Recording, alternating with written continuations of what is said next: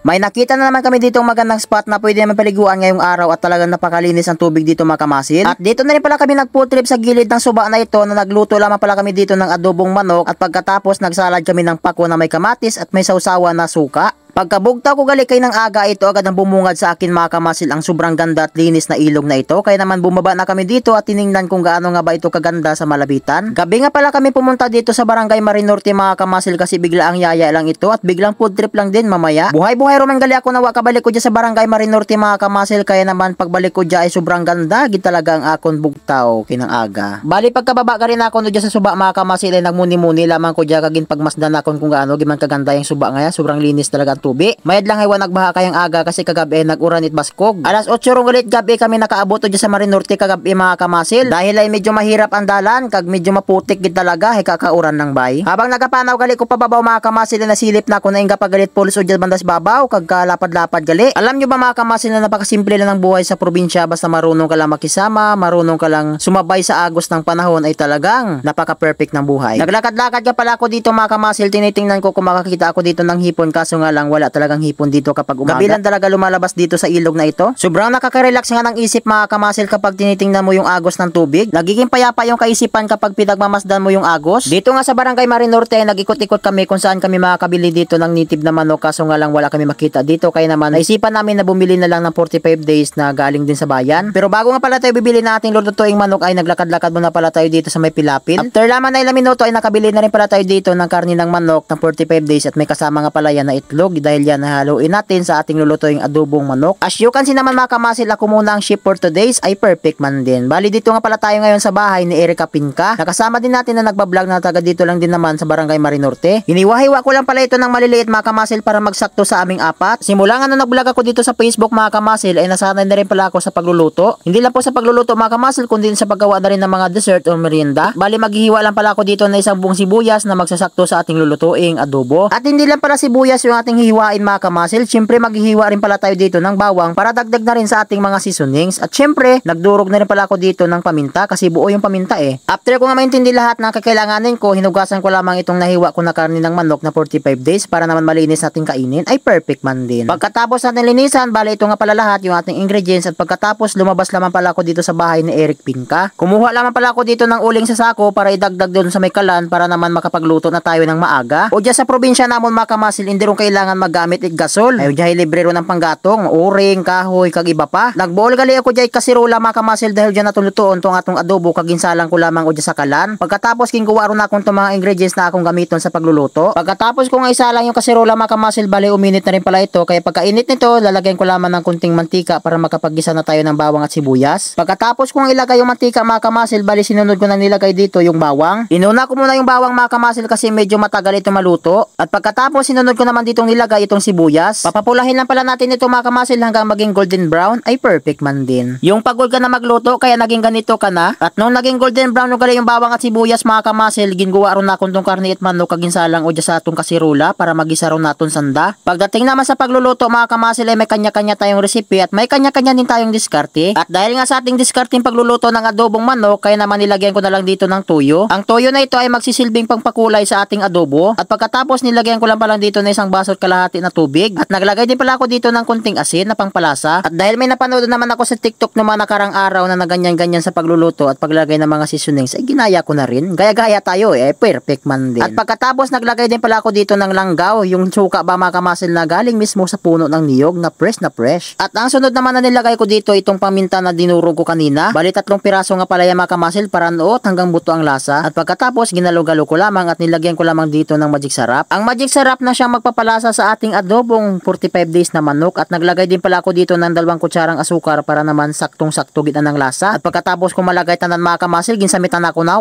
perti gita kanamit na pasinggit gita ko sa kanamit. Dali lang manluto ng adobong manok mga kamasil ay tanawa ho naga mantika-mantika ron na ng kulay sa sobrang kanamit kaya karon pag among ginpudre. Pagkatapos nga pala mga kamasil yung itlog nga pala na nilaga namin kanina at binili namin doon ay babalatan ko lamang. Bali 5 piraso nga pala ito. Bali first time ko nga pala magluto ng adobo ng manok mga kamasil na na may halong itlog. At dahil tapos yung ani kita magbalat o jet itlog, kaya ibutang ron ako no dyan sa atong adobo nga manok. Aroy, tanawa mga kamasilo, kanamiton, ginanaya karon. Papakuluan na pala natin ito ng konting minuto mga kamasil hanggang sa manuot yung kanyang sabaw dito sa itlog. After ko nga mapakuluan yung nilagay kong itlog mga kamasil, agad ko naman itong hinango para naman makakain na kami. At nag-prepare din pala kami dito ng sausawan para sa aming nilaga nga pako. Dahil bukod lang sa adobo na manok ay meron din pala kami nakahanda dito na salad na pako. Dito na rin pala namin naisipan mag food trip sa gilid ng ilog na ito kasi malapit lang naman ito sa bahay ni Eric Pinka. Kumuha lang din pala kami dito ng dahon ng saging kasi magbubudol fight kami ngayon. At pagkatapos nga pala natin mag-prepare yung dahon ng saging, agad naman ako naglagay dito ng kanin. Habang nilalagay ko nga yung kanin mga kamasil, ako'y naglalaway naman sa sobrang sarap na aking pagluto ng adobo. At ang sunod nga pala natin nilagay dito itong adobo na niluto namin at nilabas ko rin pala yung itlog dito. Ay grabe mga kamasilo, kitang kita nyo naman kung gaano kasarap yung niluto ko. So tara mga kamasil, kain tayo, magbudol fight tayo dito sa tabing ilog na grabe, sobrang ganda at sobrang linaw pa rin talaga ng tubig. Kain tayo. Mga ganitong setup nga ay ayos na dito sa probinsya, basta bigla ang gala ay okay na okay tayo dyan. Kasi pag pinaplano natin mga kamasil ay hindi rin naman natutuloy. Mas maganda yung biglaan, tuloy na tuloy ay perfect man din. So paano mga kamasil, ay tara samahan nyo muna kaming kumain dito sa gilid ng ilog. Kasama nga pala natin yung timplakados.